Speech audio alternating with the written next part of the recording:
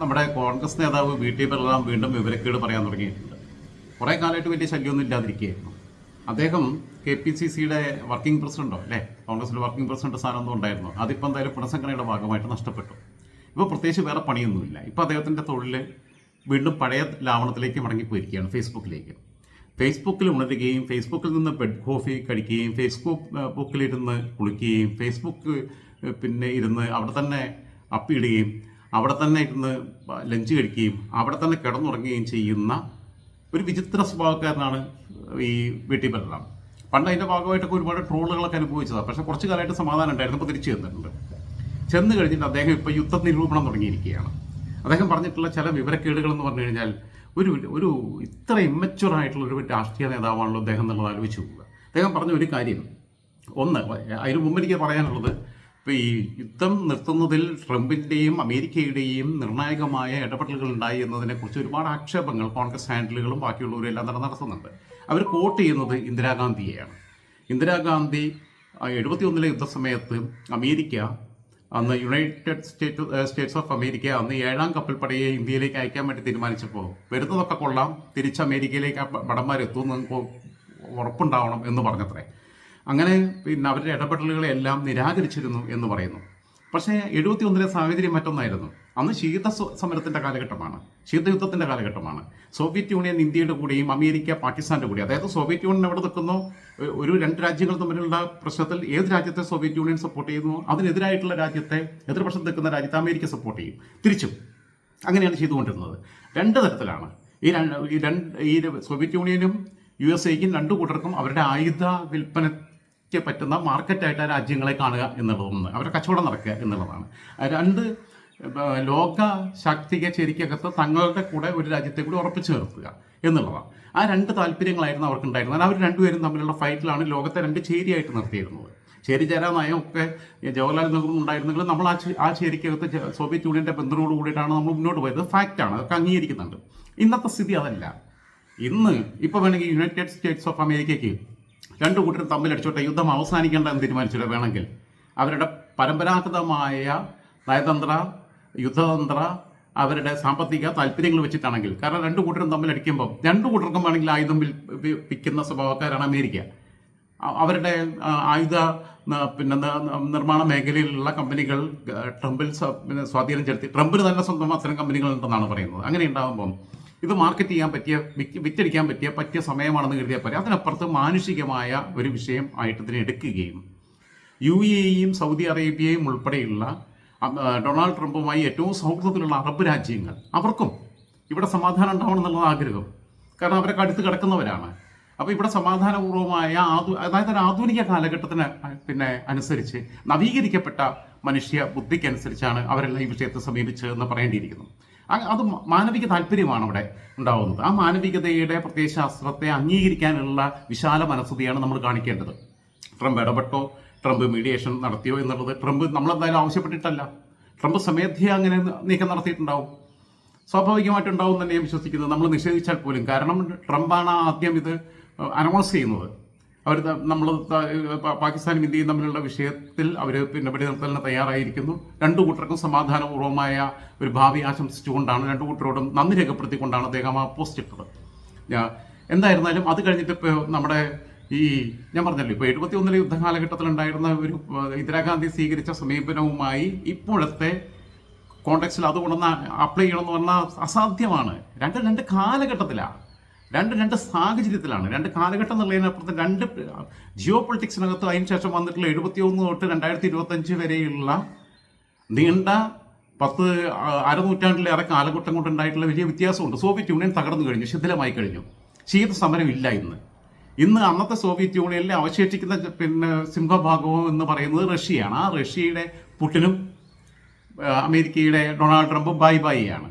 അതിനപ്പുറത്ത് ഡൊണാൾഡ് ട്രംപിന് ഇന്ത്യയോടും പ്രത്യേക താല്പര്യമുണ്ട്. മൈ ഫ്രണ്ട് മോദിയാണ് ഇന്ത്യ ഭരിക്കുന്നത്. അപ്പോൾ അതുകൊണ്ട് ഒരു വ്യക്തിപരമായ താല്പര്യമുണ്ട്. പൊളിറ്റിക്കലായിട്ടുള്ള താല്പര്യങ്ങളുണ്ട്.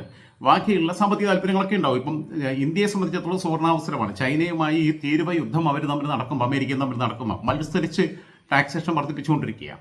അത് അമേരിക്കയെ വല്ലാതെ ബാധിക്കില്ല. അമേരിക്കയെ സംബന്ധിച്ചിടത്തോളം അവർ വലിയൊരു മാർക്കറ്റൊന്നുമല്ല ചൈനയെ സംബന്ധിച്ചിടത്തോളം അവർ ഉൽപ്പാദക രാജ്യമാണ്. പ്രത്യേകിച്ചും ഈ ഇലക്ട്രോണിക് മേഖലയിലും ബാക്കിയുള്ള മേഖലയിലും ഒക്കെ തന്നെ. അങ്ങനെ വരുമ്പം അവർക്ക് ഇത് വിറ്റഴിക്കാൻ പറ്റുന്ന വലിയൊരു മാർക്കറ്റ് അവരുടെ മുമ്പിൽ കൊട്ടിയടയ്ക്കപ്പെട്ടു. അവർ 10 രൂപയ്ക്ക് വിൽക്കുന്ന സാധനം ഇന്ത്യക്ക് അത്രയും ടാക്സേഷൻ ഇല്ല, ഇവർക്ക് 100% മേലെയാണ്. ഇന്ത്യക്ക് അത്രയും പിന്നെ നികുതി വർധന ഉണ്ടായിട്ടില്ല. അപ്പോൾ ചൈനയുമായിട്ട് പോലും മത്സരിക്കാൻ കഴിയുന്ന, മാർക്കറ്റിൽ മത്സരിക്കാൻ കഴിയുന്ന ഒരവസ്ഥയിലേക്ക് ഇന്ത്യക്ക് പറ്റും. മറ്റേതെന്ന് പറഞ്ഞാൽ ചൈനയുമായിട്ട് അവരുടെ മേക്കിംഗ് കോസ്റ്റ് വളരെ കുറവാണ്. അവരുമായിട്ട് ലോകത്തെ ഒരുവിധം രാജ്യങ്ങൾക്കൊന്നും മത്സരിക്കാൻ പറ്റാത്ത അവസ്ഥയുണ്ടായിരുന്നു. നമ്മൾ 10 രൂപയ്ക്ക് കൊടുക്കുന്ന സാധനം അവർക്ക് 2 രൂപയ്ക്ക് കൊടുക്കാൻ പറ്റുമായിരുന്നു. അതേസമയം ഇപ്പോൾ അവർ 10 രൂപയ്ക്ക് കൊടുക്കുന്ന സാധനം നമുക്ക് 9 രൂപയ്ക്കെങ്കിലും വിൽക്കാൻ പറ്റുന്ന അവസ്ഥയുണ്ട്.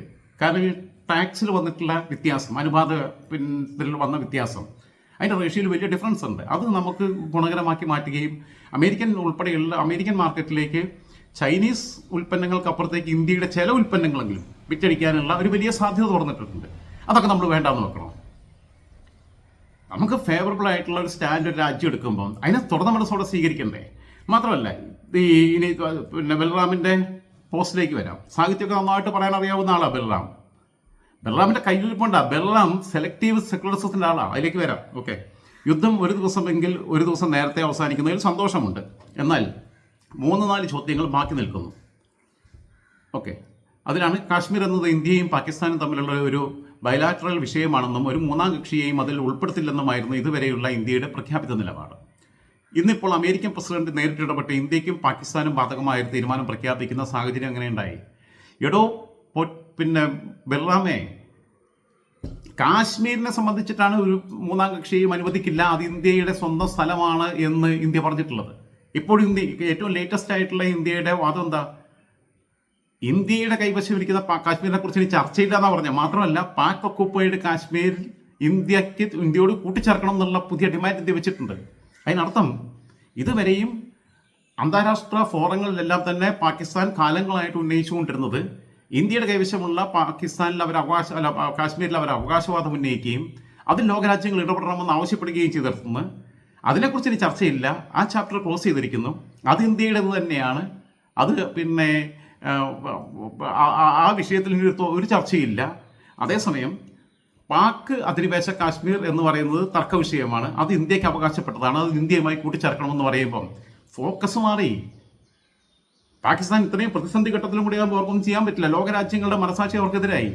അപ്പോൾ ബൽറാം എന്താ കരുതിയത്? ഇത് യുദ്ധം അവസാനിപ്പിച്ചു എന്ന് പറയുന്നത് ഇപ്പോൾ കാശ്മീരുമായിട്ട് ബന്ധപ്പെട്ടല്ലോ യുദ്ധം ഉണ്ടായത്.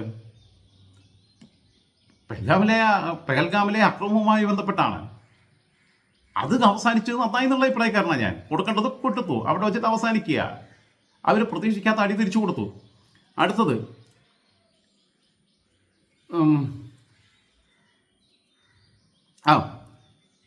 ഓപ്പറേഷൻ സിന്ദൂറിന്റെ ഭാഗമായി ഇന്ത്യയുടെ ആദ്യ സൈനിക നടപടി മിതവും ലക്ഷ്യകേന്ദ്രീകൃതവും യുദ്ധവ്യാപനത്തിലേക്ക് നയിക്കാത്ത തരത്തിലുള്ളതുമായിരുന്നു. പിന്നെ ഇവർ ചോദിച്ചൊരു ചോദ്യം, നിരവധി സാധാരണ പൗരന്മാരെ, ഇതിനെ തുടർന്ന് പാകിസ്ഥാൻ നമ്മുടെ സിവിലിയൻ മേഖലയിലാണ് ഷെല്ലാക്രമണം നടത്തി നിരവധി സാധാരണ പൗരന്മാരെ കൊന്നൊടുക്കിയത്. ഇതിന് പാകിസ്ഥാൻ തിരിച്ചടി നൽകാൻ നമുക്ക് ഇതിനോടകം കഴിഞ്ഞിട്ടുണ്ടോ? ഈ വെടിനിർത്തൽ കൊണ്ട് ഇന്ത്യ എന്താണ് നേടിയത്? ഇന്ത്യയിൽ അക്രമം നടത്തിയ ഒരു പാക് ഭീകരവാദിയെയെങ്കിലും ഇതിനിടയിൽ പിടികൂടാനായോ? അവരെ സംരക്ഷിക്കുന്നതിന്റെ ഉത്തരവാദിത്വം പാകിസ്ഥാനെ കൊണ്ട് ഏറ്റെടുപ്പിക്കാനായോ? ഓക്കെ, തീവ്രവാദ കേന്ദ്രങ്ങൾ 9 തകർത്തു. അതൊന്നും ഈ ചങ്ങായി പത്രം വായിക്കാത്തത് വലിയ കുറ്റമാണെന്നൊന്നും ഞാൻ പറയുന്നില്ല. പക്ഷേ ഇടയ്ക്കൊക്കെ സമയം കിട്ടുമ്പോൾ ഫേസ്ബുക്കിൽ മാത്രമല്ല പത്രം കൂടി ഒന്ന് വല്ലതും വായിക്കുന്നത് നന്നായിരിക്കും. ഇന്റർനാഷണൽ മീഡിയാസെങ്കിലും റെഫർ ചെയ്യുന്നത് നന്നായിരിക്കും. അതുകൂടി റെഫർ ചെയ്യുകയാണെങ്കിൽ ഏറ്റവും നന്നായിരിക്കും. അല്ലാതെ ഇവിടെ 24 ന്യൂസും റിപ്പോർട്ടർ ചാനലും കൈരളി ചാനലും ഏഷ്യാനെറ്റും കണ്ടുകൊണ്ടിരുന്നു കഴിഞ്ഞാൽ അവർ കറാച്ചിയൊക്കെ തകർത്ത് വാർത്തയായിരിക്കും വരുന്നത്. അതല്ലാതെ കുറച്ചൊക്കെ റിലയബിൾ ആയിട്ടുള്ള മീഡിയാസ് ഒന്ന് റെഫർ ചെയ്യുന്നത് നന്നായിരിക്കും എന്നുള്ള അഭിപ്രായമാണ്. പള്ളിയിൽ ബാങ്ക് വിളിക്കാൻ പോകുന്നുണ്ടെന്ന് തോന്നുന്നു, എനിക്കറിയില്ല, ഒരു ഒച്ച കിട്ടും. ഓക്കെ, അങ്ങനെ വരികയാണെങ്കിൽ ഞാൻ അപ്പം നിർത്താം. മറ്റൊന്ന്, നമ്മുടെ നിരപരാധികളായ 26 പേരെ മതം നോക്കി കലിമ ചൊല്ലിപ്പിക്കാൻ നോക്കിയിട്ട് അങ്ങനെ നോക്കി തെരഞ്ഞുപിടിച്ച് കൊന്നു കളഞ്ഞതിന് പകരം നമ്മൾ അവരെ സൈനിക കേന്ദ്രങ്ങളിലേക്ക് ആക്രമിച്ചത്. ബൽറാം പറഞ്ഞു വരുന്നത് തിരിച്ച് അവരുടെ സിവിലിയന്മാരെ കൊല്ലണമെന്നാണോ? നിരപരാധികളായ നിഷ്കളങ്കരായ ഇതിലൊന്നും ഒരു പങ്കില്ലാത്ത പാകിസ്ഥാനിലെ പാവപ്പെട്ട മനുഷ്യരെ പകരം കൊല്ലണമെന്നാണ് പറഞ്ഞത്.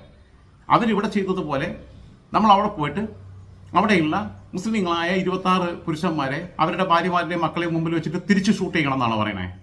എന്ത് മാനവിക വിരുദ്ധമായിട്ടുള്ള ഒരു വാദമാണ് ഇയാൾ വരികൾക്കിടയിലൂടെ ഒളിപ്പിച്ചു കടത്താൻ ശ്രമിക്കുന്നത്?